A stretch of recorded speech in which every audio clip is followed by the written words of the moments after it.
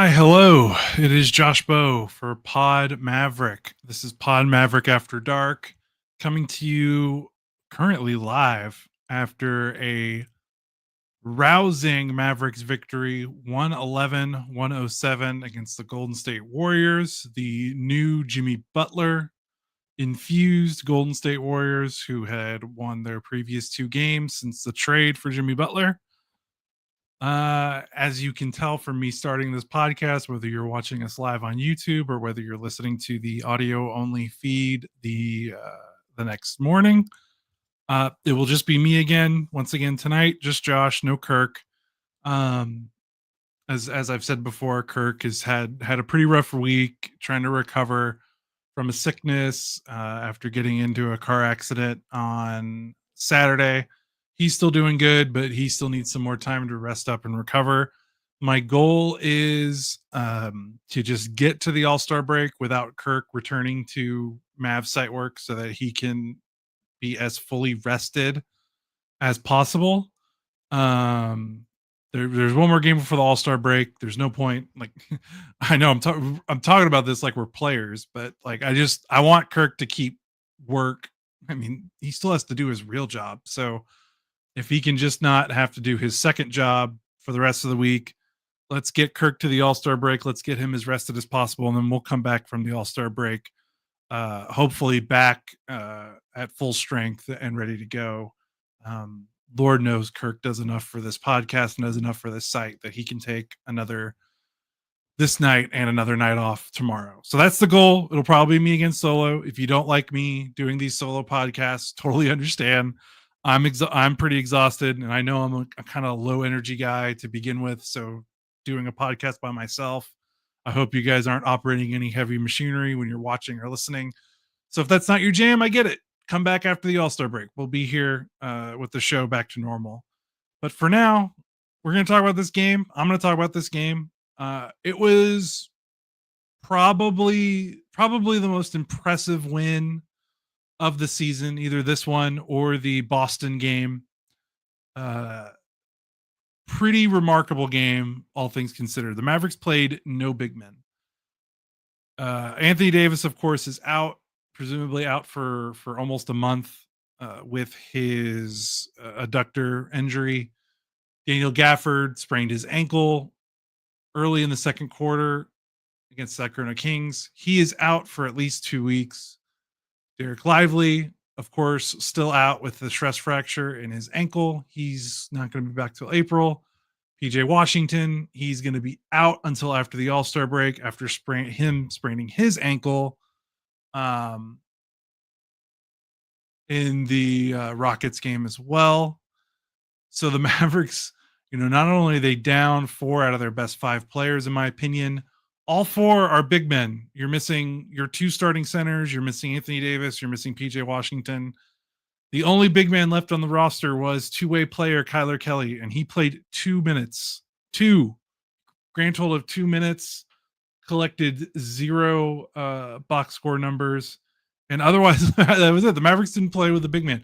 And even then, their big men tonight were Olivier Maxence Prosper and Kessler Edwards. I mean, theoretically, those guys' best positions are probably the 3. Like, those are wings that can play up to the 4. And not only were they playing up to the 4, they were playing the 5. The Warriors aren't necessarily a big team themselves, but they do start a center in Quentin Post, and they do have Draymond Green. They do have Kevon Looney coming off the bench. The thing about this game, guys, is not only should the Mavericks not have won it, so not only is them winning kind of a shocking and surprising result, this shouldn't have even been a close game. The Warriors should have cakewalk, high step to the end zone this game, considering the circumstances that the Mavericks are facing. All the injuries the Mavericks have. Think about all the minutes Kyrie Irving has played in the last 2 weeks and how his production has dropped a little bit without Luka Doncic. It shouldn't have been a close game. The Warriors should have handled the Mavericks easily. If the Warriors consider themselves a legitimate playoff team. It didn't happen. I mean, if the Mavericks would have lost this game by 1 point, I still would have came onto this podcast and talking about how great the Mavericks played and how hard they played to keep this in it. And they didn't just keep it close. They won. Truly a remarkable effort. Trying to, I mean, there's so much we could talk about. The last 4 minutes of this game were total cluster F. I mean, it was windshield wiper basketball. There were turnovers. There were wild games. Um, there were wild plays. There were crazy bad ref calls. Um, it was just a crazy up and down game. It was a fun game to watch, by the way. I mean, these both of these teams were playing hard. They were both playing really fast. I actually was surprised that the Warriors wanted to play as fast as they did in this game because I knew that the Mavericks were going to want to play fast. Look, if you're not playing any big men, you got to play fast, right? You got to play to the advantages that your roster that's the roster that's on the floor. There's no reason for them to play a slow game if you're not playing any big men. And the Warriors kind of were like, okay, we'll play fast too. And I know they do like to play fast. Like, it's not out of their wheelhouse. They can play fast, but I really thought the Warriors might try to slow this game down and grind it with their physicality and their size advantage. And they were playing right to what the Mavericks wanted to do. They were going fast too. I think that helped the Mavs, honestly, a little bit. Um, Obviously, where we have to start is Kyrie Irving. 42 points in 40 minutes, 7 of 10 from 3, 15 of 25 from the field. Had some ridiculous clutch shot making, both in the second half, where he made 3 straight 3-pointers. I believe that was toward the middle of the third quarter. He had a huge go-ahead 3 with, I think, a minute or under a minute left to give the Mavericks a 3-point lead, which ended up being kind of like the game-winning shot for the most part. Not really. I mean, the Warriors did eventually tie it up, and then Najee Marshall made the game-winning bucket. But still, huge buckets from Kyrie. Had the game-winning charge. The Warrior, they were up. Mavericks were up 1 with about 35 seconds. How much time was left? Yeah, about 35 seconds or so left. Took a charge on Jimmy Butler that pretty much won the game. Mavericks made their free throws after that, and the Warriors never had a chance to. After Kyrie took that charge, the Warriors never had a chance to tie or take the lead after that once they got the ball. So when you consider what Kyrie was doing up until that game, to take a charge after all the minutes he's played, after all the shots he had made, I mean, that's big time stuff. I mean, Kyrie he was 7 of 10 from 3 in this game. He made 7 3-pointers total in the previous 4 games. He entered this game shooting 28% from 3 in his 4 February games. He shoots 70% on 10 attempts in this. So he was definitely due. That was a storyline following the Luka trade, as his 3-point shooting had dropped dramatically. And it makes sense because he's not playing off the ball as much, and he's not getting those off-ball looks that Luka would get him. So I was kind of wondering, like, what's he going to do with this 3-point shot?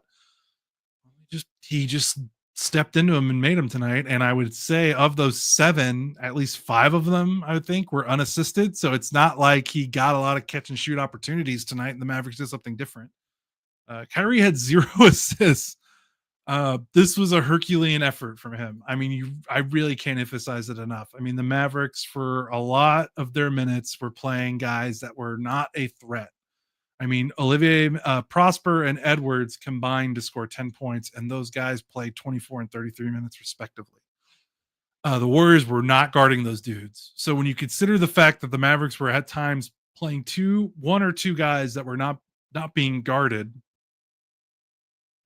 and Kyrie was still able to score 42 points. I mean, it was ridiculous. It was absolutely one of the most ridiculous performances considering the circumstances of the season. So Kyrie's been awesome. You love his leadership and you love what he's been saying off the court. Honestly, he's saying all the right things. It's been great for Mavs fans to have something like this to latch on to. Excuse me, with how awful the fan base has been rocked since the Luka Doncic trade. I mean, you can't ask for more from Kyrie in terms of stepping up and filling that kind of leadership void. and just giving the Mavs fan base just something positive, something to look forward to. So can't say enough. Um, the Warriors are a weird team, man. I mean, they play so many. Just moving off of Kyrie, they play so many. What would you say you do around here, guys? Like outside of Draymond, Steph, and Jimmy Butler, there are just so many guys that I'm like, like, what do you do? Like Moses Moody, Brandon Pajemski, Gary Payton, Kevon Looney, Buddy Hield, Quentin Post. Gary Payton ended up having a pretty good game, but they play a lot of guys that seemingly just don't do a lot and don't do a lot efficiently. Um, a lot of those guys finish possessions too, which is very weird. Like the way I could summarize this game, at least from the Warriors side, it's the first 3 quarters. It felt like all the role players they were given touches and prioritization of the ball to all these role players at the expense of Steph and Jimmy Butler. And then in the fourth quarter, they were like, "Oh yeah, we have Steph and Jimmy Butler. Let's like funnel everything through them." And of course, they take the lead. Curry had a great fourth quarter. Butler had a really good fourth quarter as well. And then the Mavericks were able to battle back. I thought their game winning possession in terms of their game winning bucket, Najee Marshall, uh, Kyrie Irving gets doubled. The ball swings itself, finds itself to Najee against Steph Curry. He immediately does a hard dribble against the closeout and scores against Curry in the paint, which he's one to do. And Najee kind of had a rough game. He had 10 points on 5 of 10 shooting, but missed all of his threes, only had 1 assist, 3 turnovers. So he was struggling with his decision making and his outside shooting. So for him to come through in the clutch there was really fun to watch. Yeah, Warriors are a weird team. I mean, you look at some of the team stats and you wonder how the Mavericks even won this game. The Warriors had 62 points in the paint. The Mavericks had 48. The Warriors had 50 rebounds to the Mavericks 39. They had 18 offensive rebounds. They won points, second chance points, considerable amount. They had 29 assists. The Mavericks had 20. They were about even at the free throw line. The Mavericks made 12 free throws. The Warriors made 15. And you're like, how did the Mavericks win? And how the Mavericks won is the Warriors made 10 3-pointers. The Mavericks made 15. Mavericks outshot the Warriors. That's pretty much the game. And Kyrie obviously had a lot to do with that. But Kyrie wasn't the only one. Klay Thompson had a decent game from 3. And he was 5 of 14. The 5 makes were big. He did miss a lot. It was really Steph. It was really Kyrie and Klay. They made 12 of the Mavericks 15 3-pointers. No one else really made any. Brandon Williams was awesome. 12 points off the bench in 15 minutes. Jaden Hardy was terrible in his 5 minutes. I think he's done. I don't expect to see Jaden Hardy play any meaningful minutes for the rest of the season. He played 5 minutes. In those 5 minutes, he somehow had 2 turnovers and 3 fouls. I think his time with the Mavericks is going to come to an end pretty soon. Maybe by the end of this summer. I don't know if he'll still be on this roster. And Brandon Williams, two-way guy for the G League, thoroughly outplayed him. And the Mavericks had contributions from Max Christie, again, 17 points. He's had 15 points in every game he's played with Dallas so far. Had the 2 clutch free throws at the end to seal the game. I thought Prosper and Edwards were okay. They weren't great, but they battled their asses off. Funny enough, they combined for 12 assists, and I think that they combined for 12 assists and 2 turnovers, Prosper and Edwards. And when you consider that those guys were setting a lot of the on-ball screens for Kyrie, and the Warriors were more than happy to double Kyrie and let those 2 guys catch the ball, considering how many opportunities with the ball those 2 had, and the Warriors were forcing those guys to make plays, they did okay. They did their job. They didn't make a lot of shots. They didn't make any threes. Again, they combined to score 10 points. But the fact that the Warriors invited those 2 guys to handle the ball as they tried to force the ball out of Kyrie's hands with a lot of double teams, the fact that they had 2 turnovers between them and 12 assists, to me, that's the game. Like, if those guys have more turnovers, or not able to make the right read and pass out of those double teams when they get the ball in those 4-on-3 situations that the Warriors were inviting, because they did not give a crap if Prosper or Edwards touched the ball, considering the Mavericks' options tonight. The Mavericks lose this game. They will absolutely lose this game if those guys aren't as composed with the ball in those situations. So that was huge, absolutely huge. uh,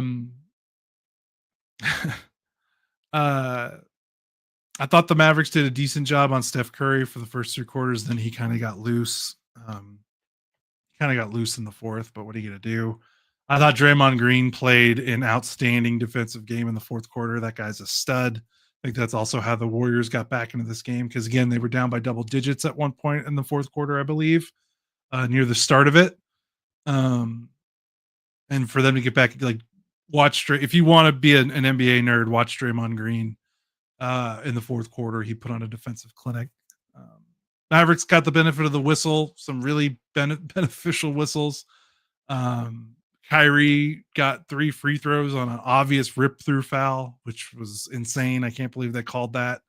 The Mavericks got a possession and a basket when it should have been Warriors ball, when Brandon Williams clearly kicked the ball. Like, there's no doubt about it. The refs blow the whistle, stop the play, presumably to call a kick ball. And then the Mavericks argue, and they try to tell them no. And the refs are like, okay, it's Warriors ball. They had argued it was an inadvertent whistle, despite the fact that Brandon Williams kicked the ball.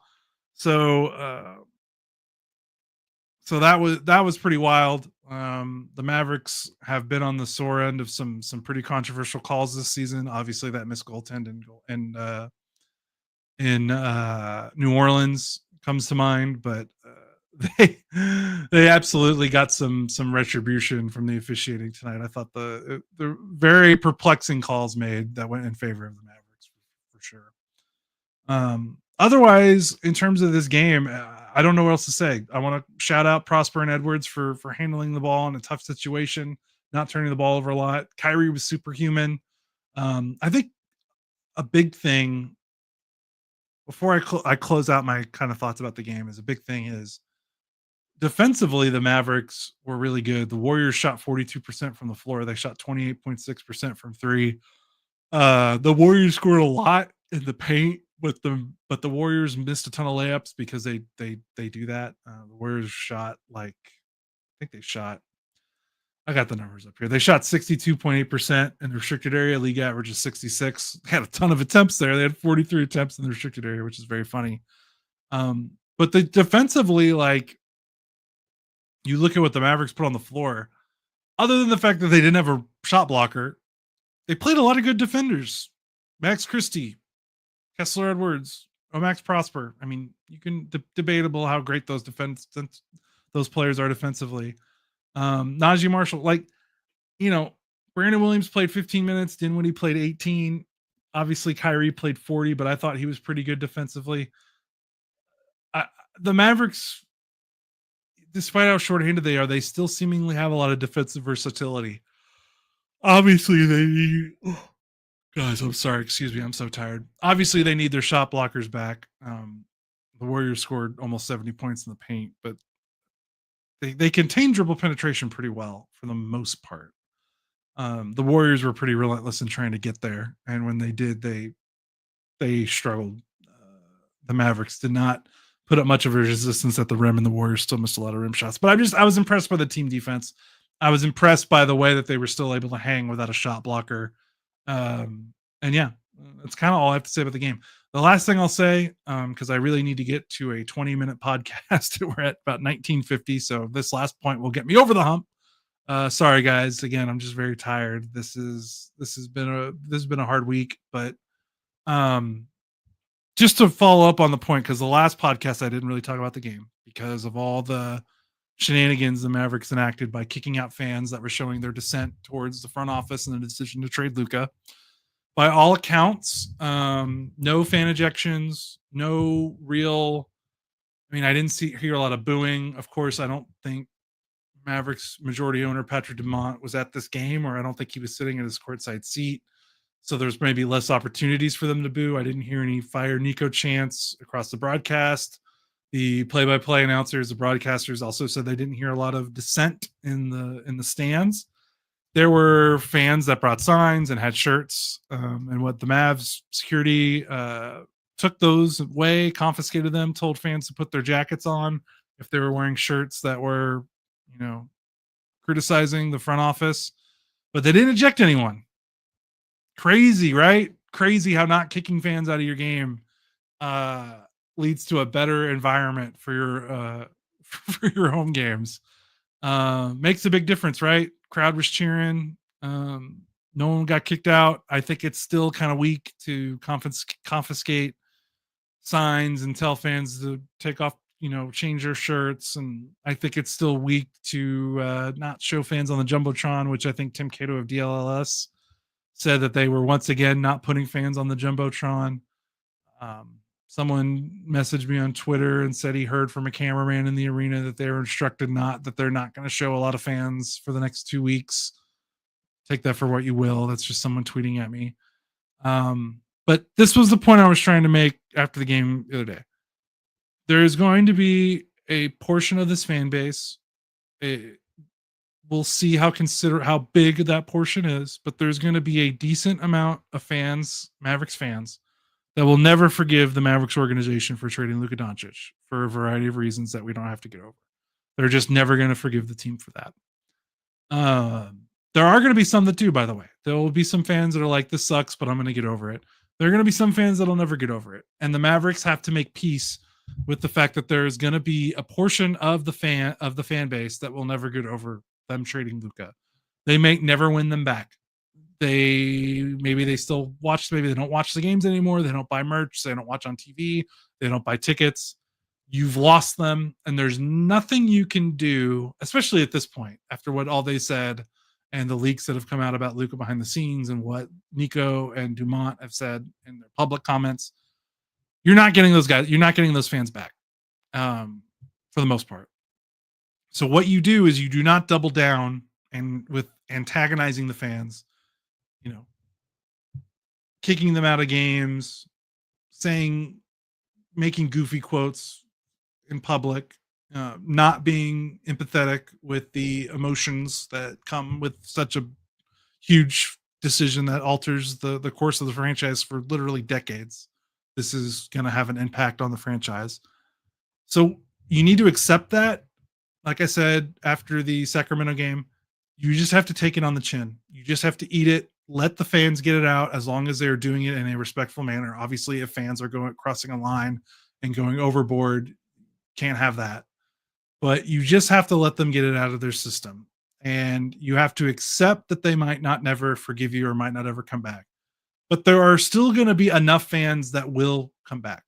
The arena was relatively full. It wasn't completely empty. If I don't know if it was a sellout, but it was probably close. They were cheering because if you guys haven't noticed, for the last 2 weeks or so, this is a pretty inspired basketball team that is absolutely busting their ass in a way that deserves your cheer and your praise. Since the Mavericks traded Luka, obviously they got their asses kicked against Cleveland when no one played, and there was still probably the shell shock of that trade. But since then, they've played 5 games. They've gone 3-2. Their 3 wins are at Boston. And by the way, they kicked Boston's ass. That was a 27-point lead in the second half. They beat Houston by 11 points in a game that they controlled pretty much wire to wire. And now they beat Golden State, another playoff team. And the only losses are a 2-point loss at Philadelphia when Joel Embiid and Tyrese Maxey both played, and then an 1-point overtime loss to a Kings team that is still in playoff positioning.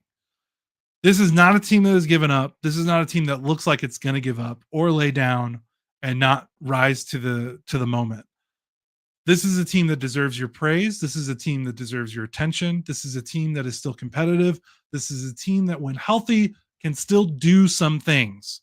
And when you don't antagonize the fan base and when you just let them be fans in a respectable manner, they are going to cheer for this team because they're going to realize what they're seeing on the floor deserves praise, deserves cheers, deserves adulation. I truly believe that, and we saw a little bit tonight. That arena was that was a great environment for a game. They were locked in, they were cheering. There was a lot of juice in the building, especially when the Warriors come to town. Um, with Steph, there's just a buzz in the arena that comes when Steph comes to your arena. But the fans were into it and they were supporting their team, and that's going to happen.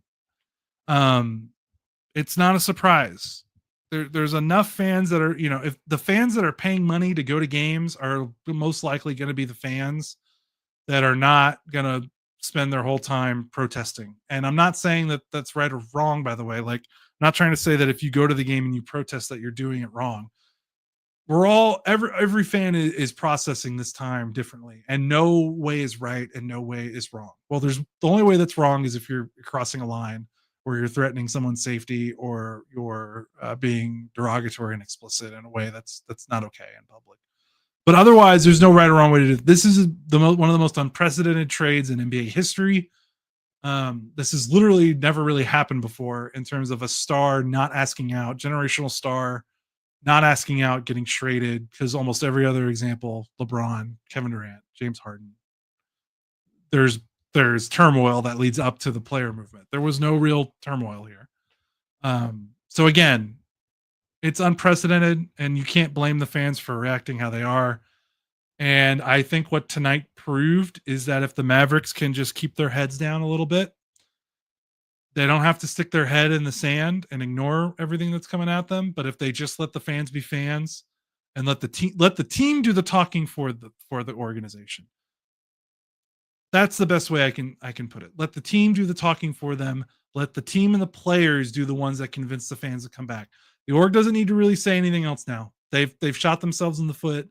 There's no coming back from the comments they made, from Demont's dumbass comments comparing, the work ethic of stars compared to maybe Luka in a shot, like saying Shaq has like.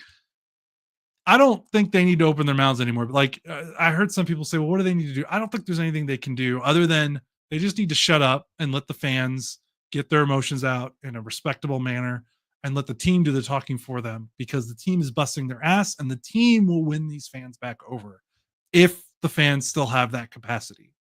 You're not going to win back. You're not going to win over everyone. Again, by making this trade, there's a section of fans you have just lost forever and they're not coming back. But there will be fans that will want to come back. I guarantee you there are fans who want to come back because there were, 17, 18,000 of them in the arena cheering for the team, because this is a good team to cheer for. It's a scrappy team. They don't give up. As someone that has been a Jason Kidd skeptic for most of his tenure here, or at least since before he was hired, that's for sure. It's pretty obvious he's got this team to buy in. They have not quit on the coach. They have not quit on this season. This is a fun team to root for. It's a shame the circumstances led to this. Like, fans shouldn't have to be rooting for like a scrappy team, because like Luka should be back on the court right now playing for them. But that's the hand that these players have been dealt. They didn't trade Luka. They're responding in a way that is totally admirable and deserves your respect and deserves your attention. Now, if you don't want to give me your attention, that's within your right. Not going to try to convince you otherwise. Again, don't blame any fans for just washing their hands of the org and walking away and being like, that's enough. I've had enough. But for the fans that haven't had enough, there's something here to cheer for. And as long as the Mavericks can just stay out of the way, That's all they have to do. Like, just go into timeout mode for a little bit. Just go away and let the players do the talking for you. So that's my take on all this. And I think, one more game they play tomorrow. Don't know how, second night of a back-to-back playing against Bam Adebayo with no centers. We'll see how that goes. If they lose that game, I think that's more than understandable. So I'm going to wrap it up. We've got post-game content on the site. Like I said at the top of the show, we are going to get Kirk through the All-Star break. I'm planning on recording another solo podcast tomorrow. Knowing Kirk, he will try his best to want to record, but I really think it would be in best interest to just let him rest through the All-Star break. And then we'll be back at it. So I'll talk to you guys tomorrow night after they play the Miami Heat, and then it's All-Star break. We all need a break right now. That's for damn sure. So for Pod Maverick After Dark, this is Josh Bowe signing off. Check out MavsMoneyBall.com for all our post game content and all the great content that's been popping up there since the Luka trade, as we have all the reactions to it. Mavericks again beat the Warriors 111-107, despite not playing a center for the whole damn game. An impressive win. Talk to you guys later. Be safe.